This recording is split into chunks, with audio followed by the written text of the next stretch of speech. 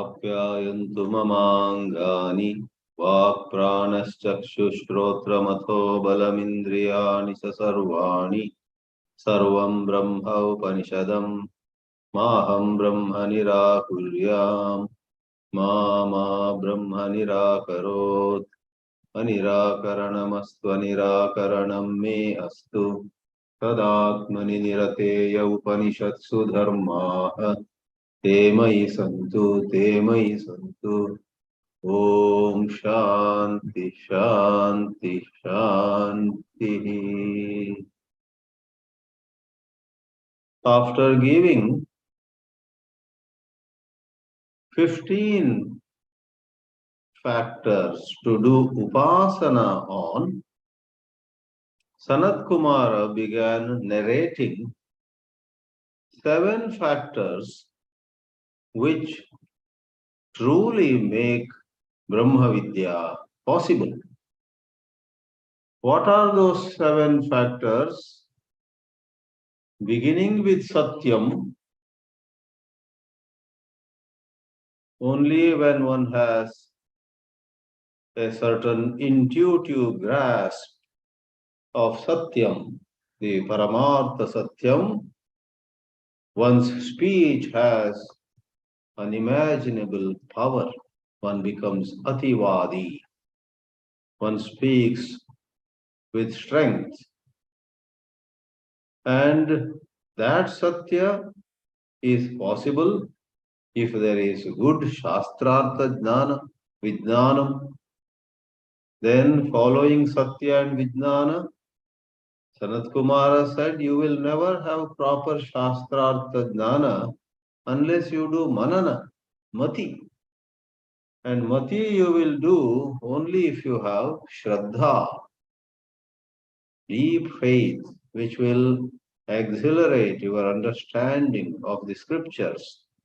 And Shraddha is possible only if there is Nishtha. There is a certain Tatparata, dedication. And dedication will be with you if you have proper self-control, Indriya Jaya. That was called Kriti. You must do certain anushtanas and keep yourself on the toes, very fit, very fine. If you compromise with matters of pleasure, possession, etc., without your knowing or with your knowing, you will not be able to actually understand or dedicate yourself, etc. We saw 6 out of the 7 factors that facilitate Brahma-vidyā. While the 15 factors which were prescribed for upasana were in the domain of duality, these 7 factors are all about making possible Brahmajnana, and Brahmajnana takes you to non-duality. The illusory duality dissolves and you station yourself in non-duality. In this class, the 40th class in this series of talks on Upanishads, presently on Chāndogya Upanishad, we are going to see the 7th and last of the 7 factors, and also after these 7, there is the direct reference to that Brahma, which is called in this 7th chapter of the Chāndogya Upanishad, Bhūma. So, our topic of this session is Sukham and Bhūma. Let's go to the title slide at this moment, where Sanat-kumāra, with great logical neatness, says to us that one must know sukha. If one has a certain hunch, certain intuitive grasp of the kind of sukha one is desiring, then one will have self-control. One will do kriti, kriya. One will do one's japa, one's tapa, both of the nature of doing what needs to be done and not doing what should not be done. Both are kriti. Kriti is what is popularly called living the values. A lot of Vedanta scholars talk but do not walk their talk. And one reason could be, as this 22nd Khanda will say, somehow, though they have otherwise great knowledge of scriptures, somehow they have not envisioned the bliss of Brahmanishta. Even if they envision here and there, in a jiffy they lose it. They envision, they visualize, they fancy, they bring the picture in their mind of a large house or a tour of 7 countries around the world in 7 days or 11 days. There are all these fancy ideas, right? Sukha, they actually think of sukha as consisting of touring Japan or UK. For them, sukha is some delicious eatable. Sukha is being honored in some esteemed institution. Because that is their vision of sukha. Alas, when it comes to turning their mind inward, they fail. They don't do kriti. The 6th factor was kriti. Indriya Sanyama, Chitta Ekagram.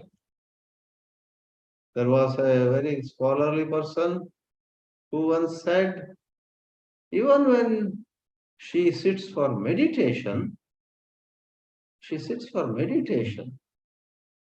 This is a recent example. She confessed before me. She said, even when I am sitting for meditation on Brahma, if I get an idea of checking something on the smartphone, I quickly do it. She takes a break from her short meditation to check a message or to watch something, look for something. Because her mind, though otherwise very knowledgeable, sees sukha in finding out something on the internet. How silly. But that is how human mind is, very silly. Therefore, in the title slide, we have taken a short portion, 2 words. Sukham vijidnasitovyam. Please know where is true sukha. And if you know that true sukha is in Brahmanishta, Brahmajnana, then you will not compromise with various exercises of Indriya Sanyama. One last time, Indriya Sanyama is both in the Vidhi and Nisheda domains. Indriya Sanyama involves persuading our Indriyas to do certain things. We tell our Vag Indriya, come on, now do japa. We tell our Chakshur Indriya, come on, look at the form of Shiva and meditate. We command our Shrotra Indriya, listen to some Veda mantra, to some Upanishad recitation. Likewise, Indriya Sanyama means, on one hand, successfully persuading our indriyas to do such things whereby we become more ready for the quantum leap. It also involves persuading our indriyas not to indulge in excess. You don't have blood pressure, you take one or two delicious South Indian vada, which is quite salty, you stop. But if you say it is so delicious, this is so genuine, just as they make it in South India, in the homes in Karnataka or Kerala or anywhere, and it's so delicious, I want to have a third one. Then Indriya Jaya means persuading successfully that Indriya not to take that third one. All right, these are simple matters, but though so simple, lots of people fail in this matter. So, if one has a intuitive hunch or grasp of sukha, being desireless,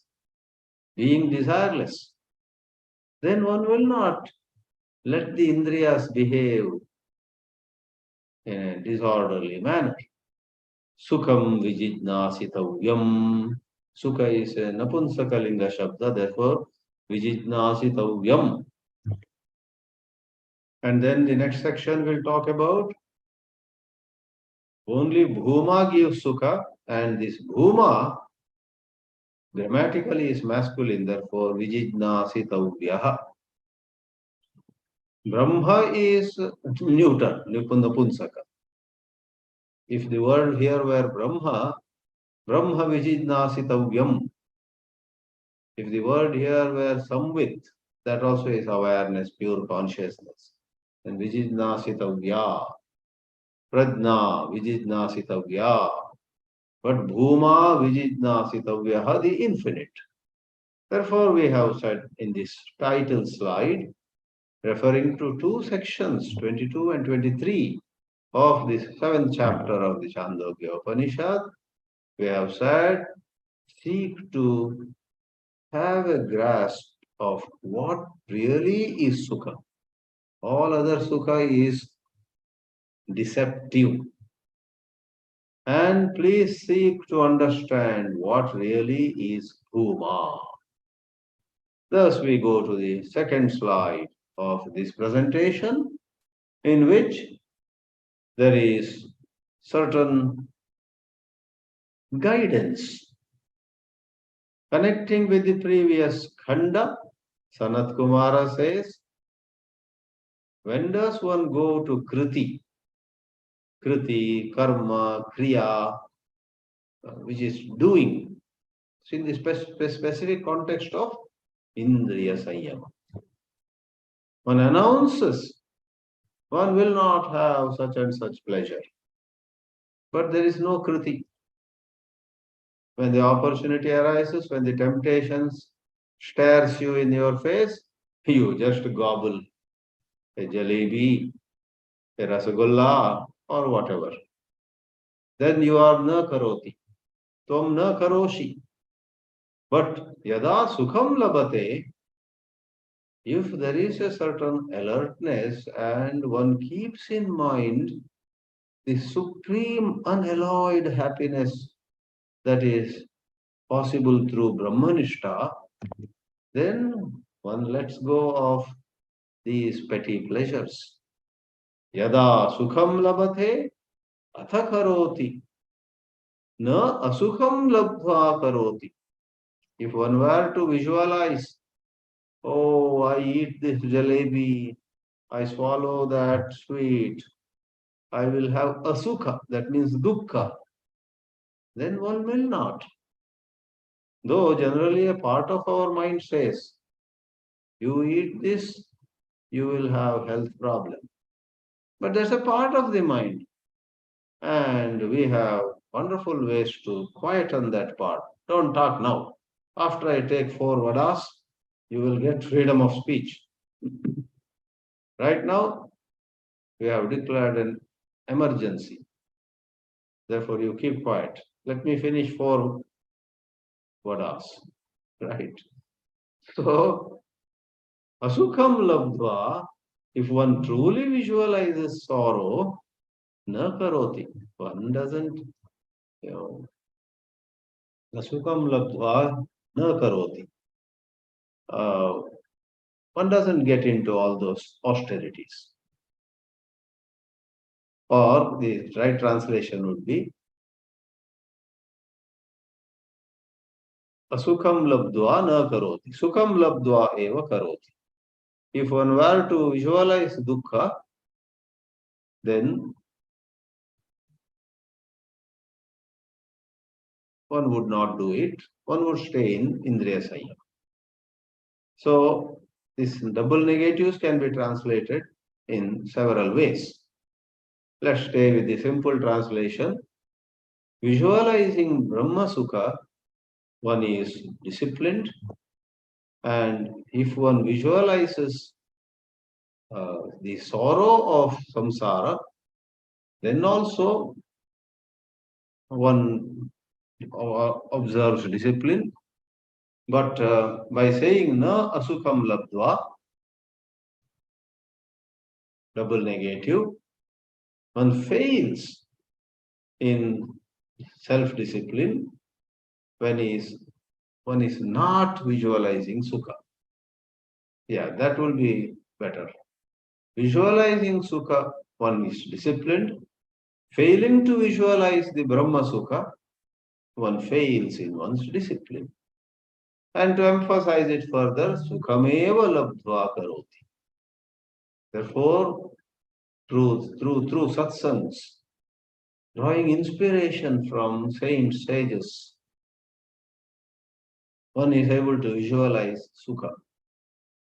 I often say, therefore, to people who say their mind wanders during meditation, I say to them, for 5 minutes, read something from Swami Vivekananda, Swami Ramatirtha, Swami Ramadas, Papa Ramadas of Kanjangad Ashram.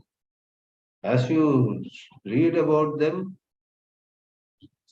read a little piece of their life story, you get inspired. This is the Sukha I want.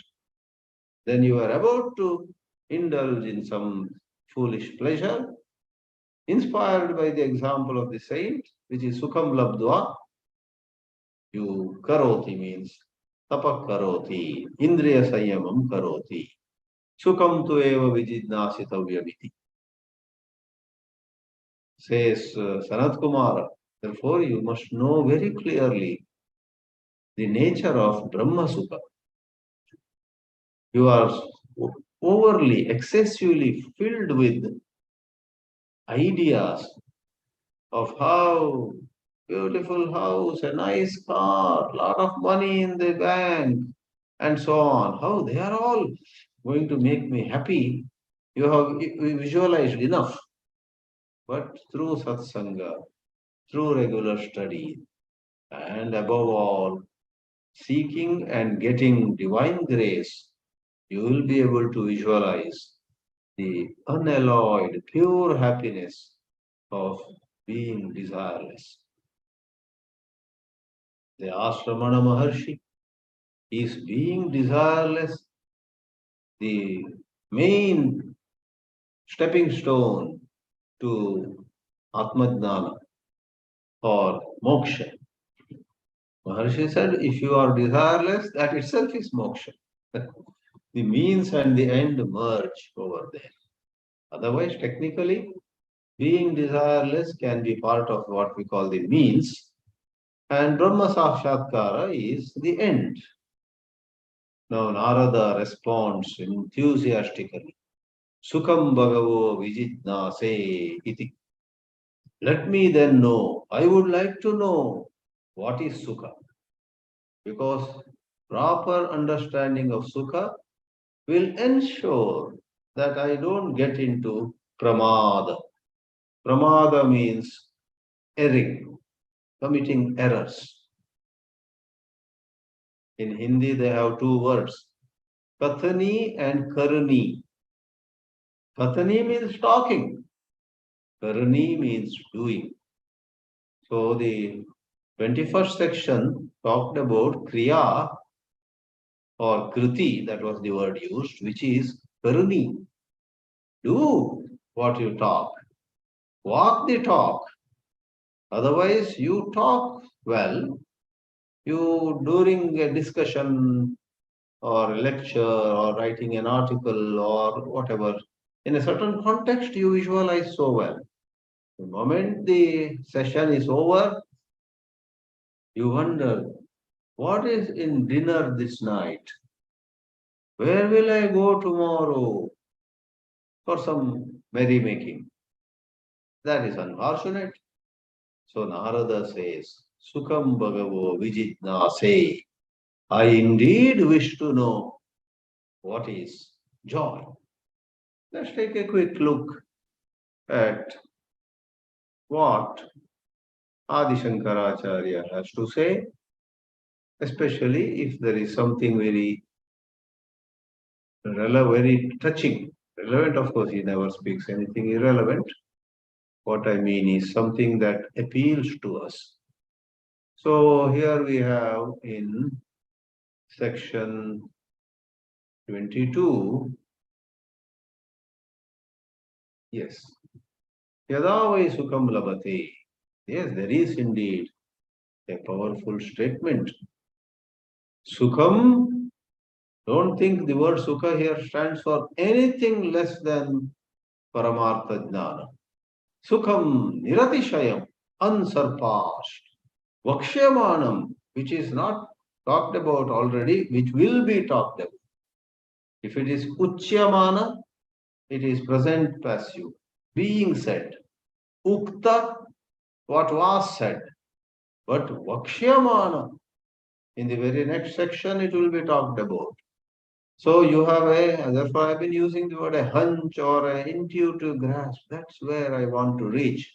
You are not totally clear, but you have some good idea. Vakshamanam yata drishtaphala sukha pratihi tata ihapi na asukam labdva karoti. This we have explained. Now, this is a bit of a technicality about grammar, really. Sentence structure. Labdva means having got. And the mantra says, not having got a picture of true happiness, one then doesn't perform indriya sanyama. So the objection could be, if you say having got or not having got, that's a matter of something that is over. Labdva is rightly called as past participle, what is called indeclinable, having got, pitva, having drunk, bhuktva, having eaten, which are all over. But Shankaracharya clarifies, bhavishyadapi, though the past indeclinable participle used, the context is, unless one visualizes getting happiness in the future. Sukham labdva is said, but it is also in the context of one visualizes coming upon great bliss. When? In future. And visualizing that bliss that will happen, one says, I don't want these sense pleasures. That is said in Sanskrit here, bhavishyadepi phalam labdva iti uchyate, because taduddishya pravritti upapattehe. Though the word is labdva, the context is certain behavior, not indulging in sense pleasure, exercising self-control. What is it for? Sukham uddishya. Keeping in mind possible happiness, not literally having already got happiness. If you were to take the word labdva literally, it means having already got. Therefore, bhavishyat, future is meant. And it is also said This is a little longer sentence, but quite important philosophically. Kriti Adishu. If some of you are glancing at the Bhashya, there are some tricky words here. Krityadishu is written. Grammatically, you may divide the word Krityadishu in two ways. Kritya Adishu. Kritya means kartavya, what is to be done. Savarana Dirgha Sandhi. Kritya Adishu. But that won't fit here. The present context is, the previous section talked about Kriti. Kriti Adishu, that is Yan Sandhi. By Sandhi, both will be valid. Kritya plus Adishu, Kriti plus Adishu. But Kriti Adishu. So going backwards, Kriti, Nishtha, Shraddha, Mati, Vijnanam, Satyam. When all of them are there, the Brahma Tattva becomes extremely fully clear to a seeker. Kriti Adishu, Uttarottareshu, Satsu, when they are with you. Swayameva Satyam Pratibhasate iti na tadvijnanaya pratyagyatnaha karyah iti praptam. Therefore, have a wonderful visualization of the happiness of Brahmajnana, then nothing else is required. Because out of that visualization of Sukham, that Paramartha Sukham, that supreme happiness, you will have self-control, you will have dedication, you will have Shraddha, you will have Manana, you will have Shastra Jnana, and you will have the ability to speak with the power of truth.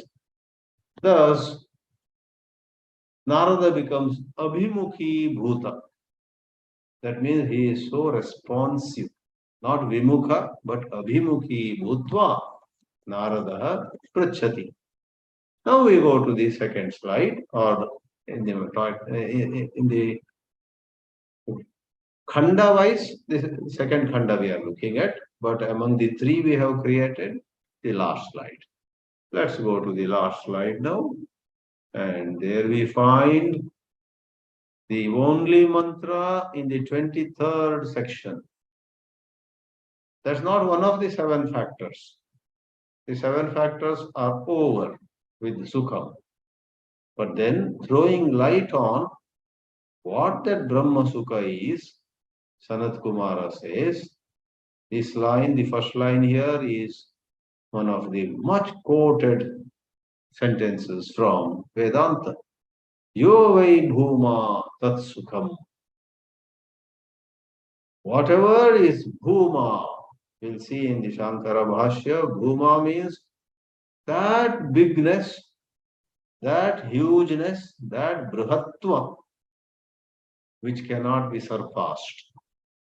Nothing can measure up to it, nothing can, of course, surpass it, go further.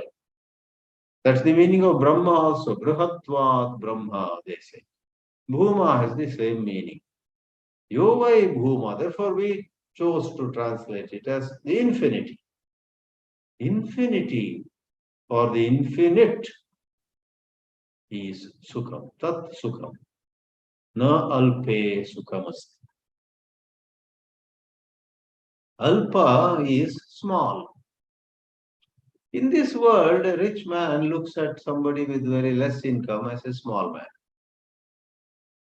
A person who works a lot and is quote and unquote successful in his various projects looks at somebody who is not much active as a small man.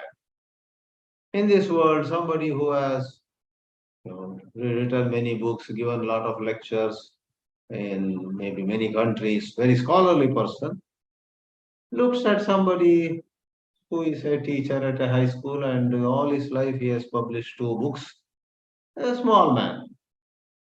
In this world, in knowledge, in power, in wealth, and in many such things of the world, those who have more think of themselves as big people, and those who have less are looked at as small people. Sanat-kumāra whiplashes at them. He says the very rich man is also alpa.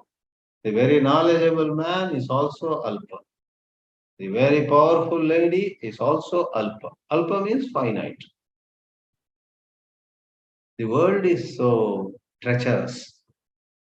And so treacherous, so unkind, so cruel, so deceptive, seductive, and whatnot. Alas, a lot of 99% of the so-called Vedanta students also get hurt, get disturbed, get depressed when somebody doesn't greet them, somebody doesn't invite them, somebody does not, praise them, somebody does not talk well of them, etc., etc. Because even though they are Vedanta students, they attend a lot of Vedanta classes or even maybe giving lectures on Vedanta, in their heart, they are fancying worldly glitter and glamour. For saying sake, they say, we have opted to walk the spiritual path. We don't want anything worldly.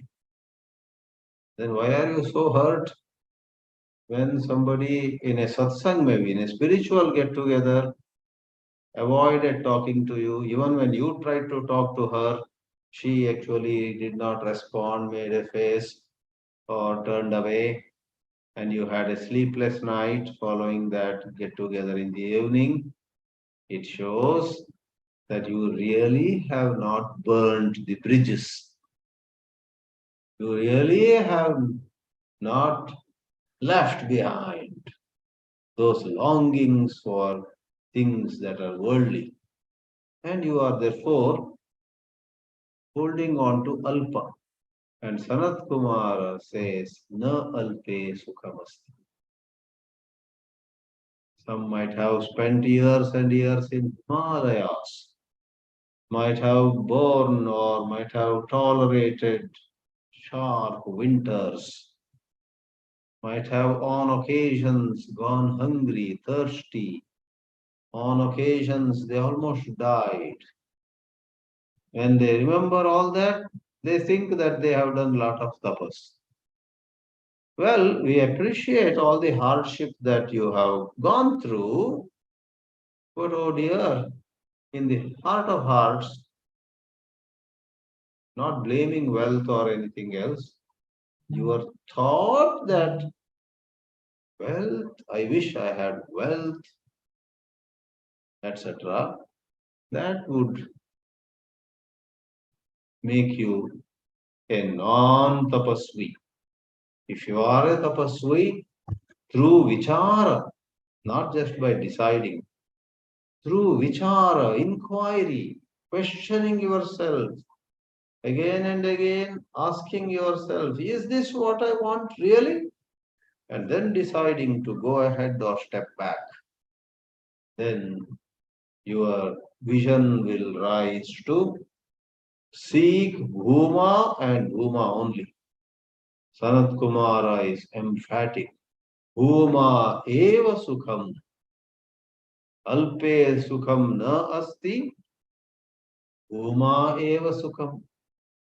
And Nārada, you should have a burning desire to know bhūma. Bhūma-vidyā. And Nārada bows down and says, I really wish to know this bhūma. Bhūma is a masculine word, nakaranta, bhūman.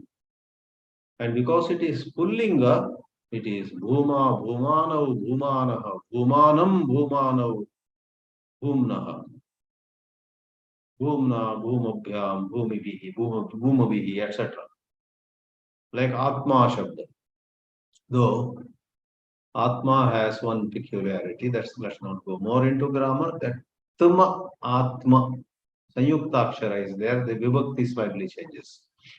Bhuma does not have a Sanyukta Vyanjana.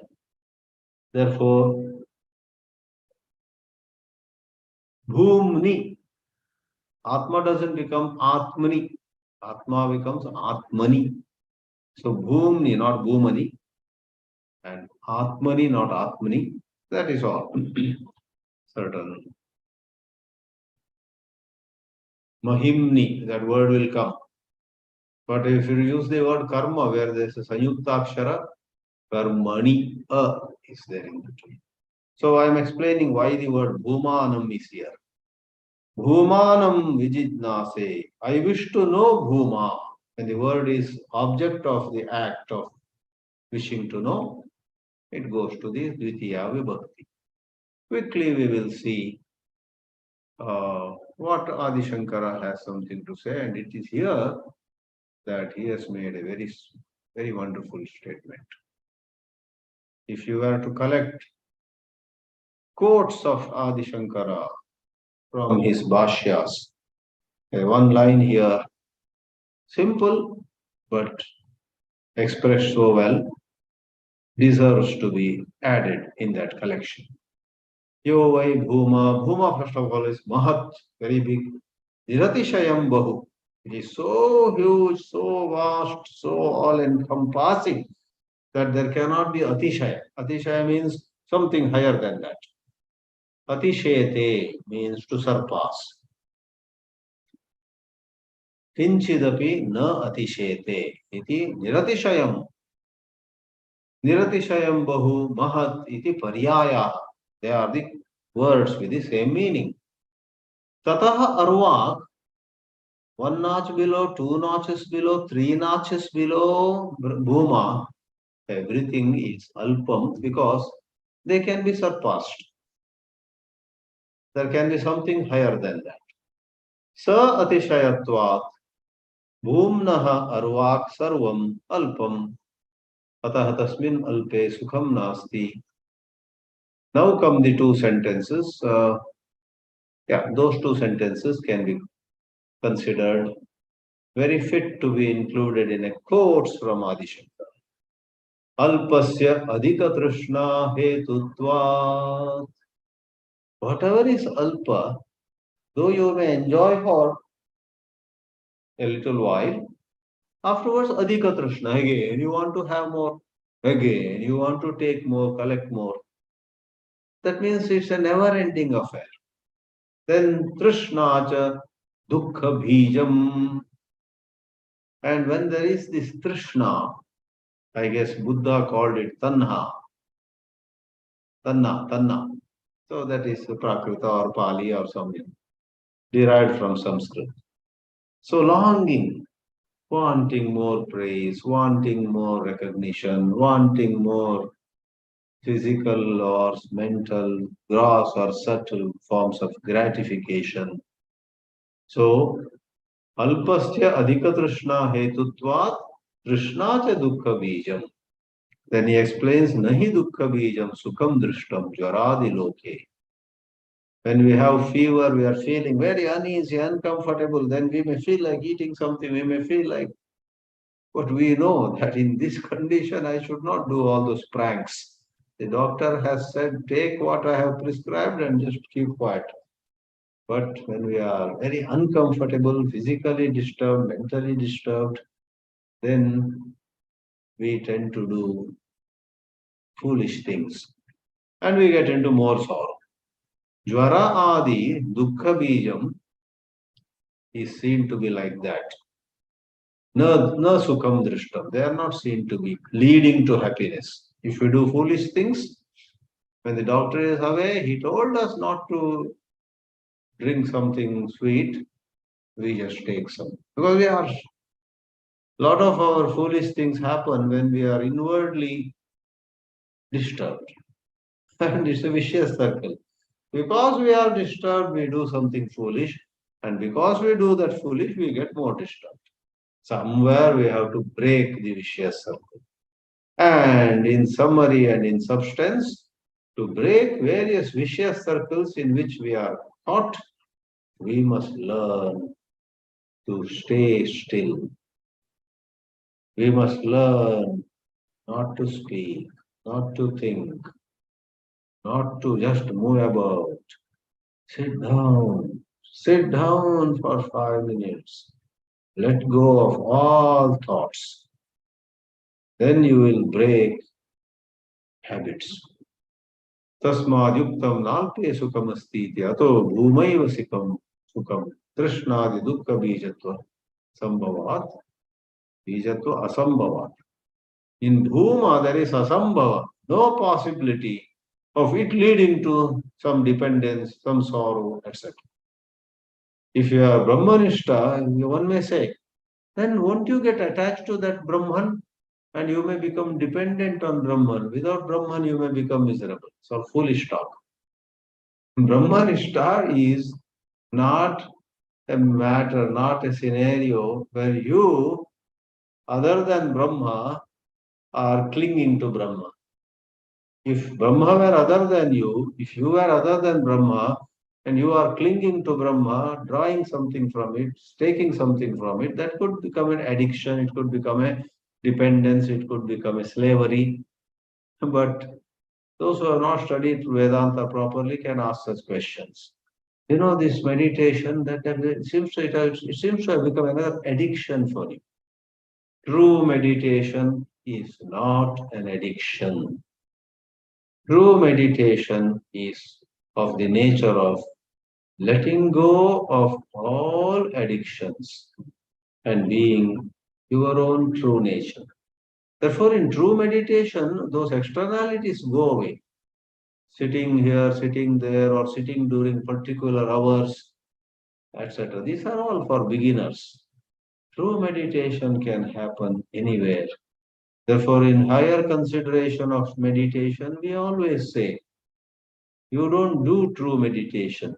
True meditation happens. So that's where we have seen two khandas today or this evening. Sukha is Brahma Sukha. We must have increased appreciation of it. Then so many other divine qualities will come to us following our sincere appreciation of Adhyatma Sukha. And secondly, that Sukha is only in Bhuma, not in anything else. Everything else is Alpa. In this way, we have seen two khandas, and now you may ask, you will ask, you would ask, you should ask, what under the sun is this Bhuma? What is Bhuma? Is there a definition of Bhuma? Is there a pointer to Bhuma?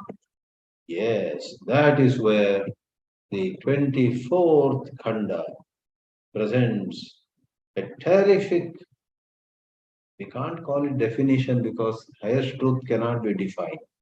God defined is God defined. So we prefer such words like pointer, lakshana. But in a little concessional language, we may call it definition. So 24th khanda, which we will see next Friday, points to what Bhuma is. And it's an unusual, extraordinary pointer.